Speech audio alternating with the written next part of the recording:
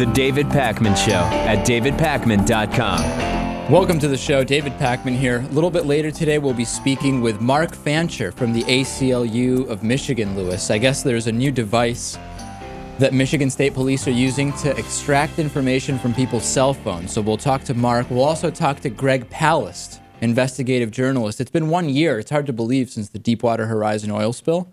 It's actually really hard to believe. It feels like it was just yesterday. Feels like it was just yesterday Lewis wore his shoes during the show, too, though. And we know it's been a year since that took place.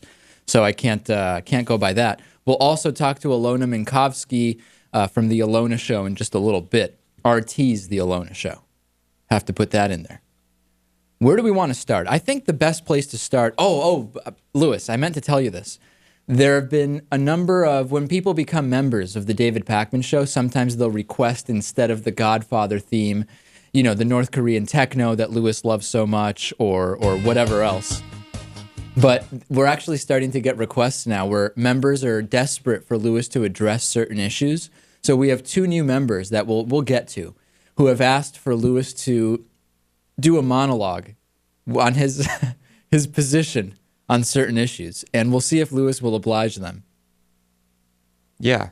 Why do you just bring this up to me now? Well, because if you knew in advance, I think it would be a negative thing. Whatever. We haven't talked about taxes for a little while, and there's a lot going on that I think people should know about. And the first thing is that there's a couple of different facts that I would like to tell you, Lewis, and our audience, that rich people don't want you to know about taxes. Because if you did, it could make you angry. It could make you realize that the entire discourse that is taking place in the mainstream media is misdirection and not really addressing the real issues. One narrative we hear a lot is poor Americans do not pay taxes, right? We hear this all the time, that the lowest income Americans just don't pay taxes. Right. And the reality is, even without paying federal income taxes, poor Americans pay plenty of taxes. Moreover, they pay taxes that, because they are flat, they are actually regressive in the sense that they affect low-income Americans more than those who make more money. For example, let's just take a look at the sales tax. I mean, the sales tax is a perfect example of a tax that affects the poor much more significantly than it does the rich. Especially when you think about food. What percentage of one's income is a poor person paying for the food they eat than a rich person? Is a rich person eating that much more than a lower middle class person? Right. They may be eating cheaper food for sure. That is an example of a regressive tax. That's just one example.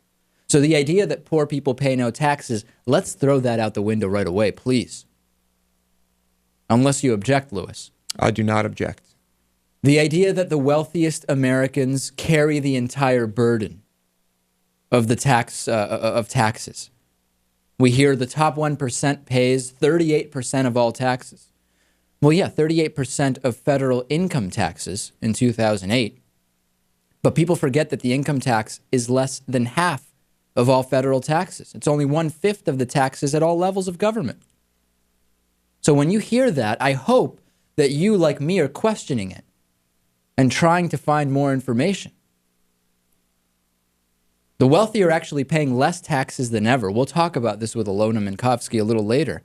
But the wealthy are actually paying as a share of their income almost as little as half of what they were paying only about 15 years ago in terms of a tax rate. Well, you don't hear that, Lewis.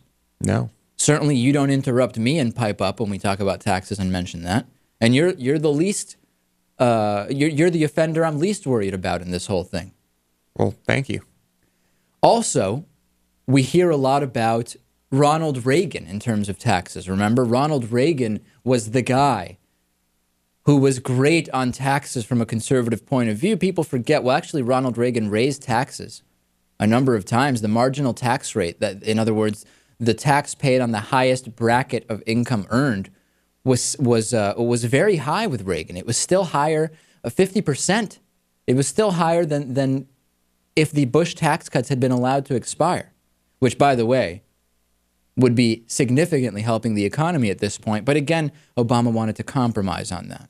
Well, if most of what people know about taxes are misconceptions, then it's really no surprise that that what they know about Ronald Reagan is also a misconception. That's true. No question about that. And also this idea that corporate tax breaks create jobs.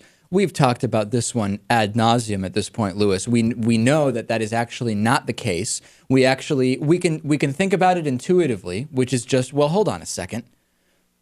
Why would the high tax rate, which actually is irrelevant in the U.S. because even though the rate may be high, with loopholes and deductions, as we know, I know NBC News didn't report it, but GE and many other corporations paid no taxes in 2010. Okay, so if we actually look at the year 2000, the real tax rate was higher by about 3 percentage points on corporations than in 2008. Year 2000, 15.2% real tax rate on corporate profits. 2008, 12.6%. Okay?